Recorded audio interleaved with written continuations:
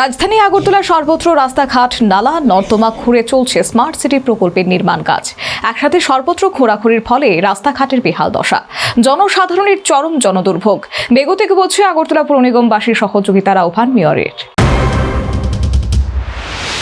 সঠিক পরিকল্পনা ছিল কিনা তাও অজানা, তবে নির্ধারিত সময় ছিল।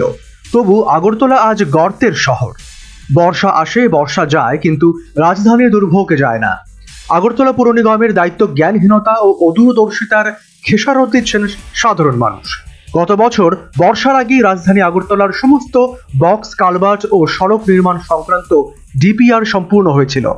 তা সত্ত্বেও আজ শহরের সর্বত্র একযোগে রাস্তা, নালা, নর্দমা খোঁড়াখুঁড়ি। মেয়র দীপক মজুমদার শনিবার আহুত সাংবাদিক সম্মেলনে জানান, শহরকে পুরোপুরি সাজাতে আরো 1 বছর সময় লাগবে। যে স্মার্ট সিটি মিশন এবং আগরতলা পৌর নিগম বা পূর্তদের যে কাজগুলি চলছে, তো মানুষের মনে একটা বিভ্রান্তি বা আশঙ্কা যে এটা কবে নাগাদ শেষ হবে, কি হবে, কি আকার হবে। সারা রাস্তায় কাজ চলছে। আর এটা কারোরই দোষ নেই, কারণ রাজ্যে বা শহরে এই ধরনের উন্নয়নমূলক কাজ মানুষ প্রত্যক্ষ কোনো সময় করেনি একই সময় এত বড় কাজ। তো সেক্ষেত্রে আশঙ্কা থাকাটা স্বাভাবিক। তো সেক্ষেত্রে আমরা আশ্বস্ত করতে চাই, আগামী কয়েক মাসের মধ্যেই আমরা অন্তত 4-5টা রাস্তাকে আমরা একদম মডেল রাস্তা তৈরি করব। যে আমরা যেটা চাইছি, আন্ডারগ্রাউন্ড কেবল করা, ফুটপাথ করা, গ্রেডিং করে রাস্তা তৈরি করে দেওয়া, আলোর ব্যবস্থা করা, স্মার্ট রোড হিসেবে যেটা আমরা ঘোষণা করেছি, সেটা আমরা আগামী 1 মাসের মধ্যে 1-2 রাস্তা আমরা দেখাবো আগরতলা শহরবাসীকে যে এই রাস্তাটি এই মডেলে বাকিগুলি হবে। মানুষ আশ্বস্ত হবে, যে মানুষ জানতে চাইছে যে কবে আন্ডারগ্রাউন্ড লাইন কেবল কমপ্লিট হবে, কবে রাস্তা হবে, কবে ফুটপাথ হবে। মানুষের একটা আশঙ্কা থাকে। তা আমাদের বিশ্বাস, আগামী 1 বছরের মধ্যে আগরতলাকে নতুনভাবে আমরা সাজিয়ে তুলতে পারবো। স্মার্ট সিটি মিশনের সমস্ত কাজ, পূর্ত দপ্তর, নগর দপ্তর, পৌর নিগম সমস্ত কাজ সম্পন্ন করা সম্ভব হবে। তবে এবার কিন্তু পুর নিগম কর্তৃপক্ষের সম্বিত ফিরল।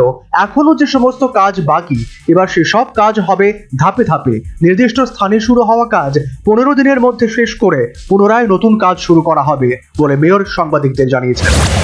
এবং বাকি যে জায়গাটা আমরা সিদ্ধান্ত নিয়েছি, যে জায়গাতে কাটাকাটি বা খোঁড়াখুড়ি হচ্ছে, সেই কাজগুলি আমরা সম্পূর্ণ আগামী 15 দিনের মধ্যে বলা হয়েছে। যতটা কাজ শুরু করবে ততটা শেষ করতে হবে, তারপর নতুন কাজ ধরা হবে।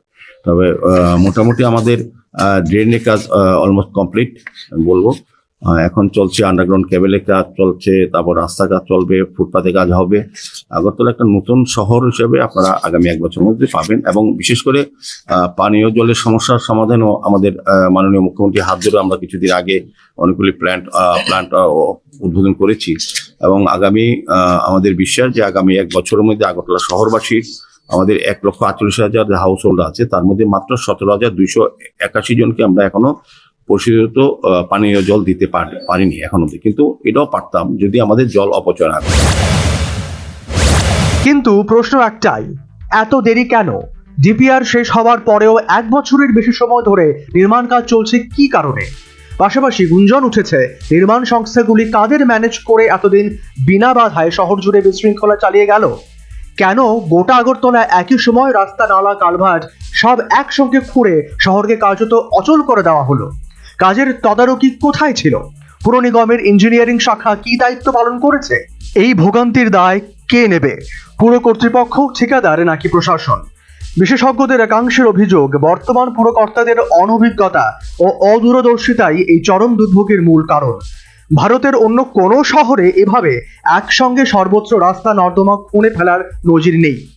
দুর্বিষহ পরিস্থিতিতে আগরতলাবাসী এখন আতঙ্কিত এবং উন্নয়নের নামে আশঙ্কিত। এই অবস্থায় আরও একটা গুরুতর প্রশ্ন, এই দুর্ভোগ বিরক্তির শেষ কোথায়?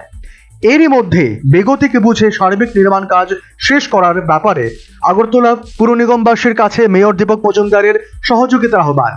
জুতো মেরে গরু দানের সামিল বলে কৌতুকপ্রিয় আগরতলা পুর নিগমবাসীর অভিমত। Bureau report, news vanguard.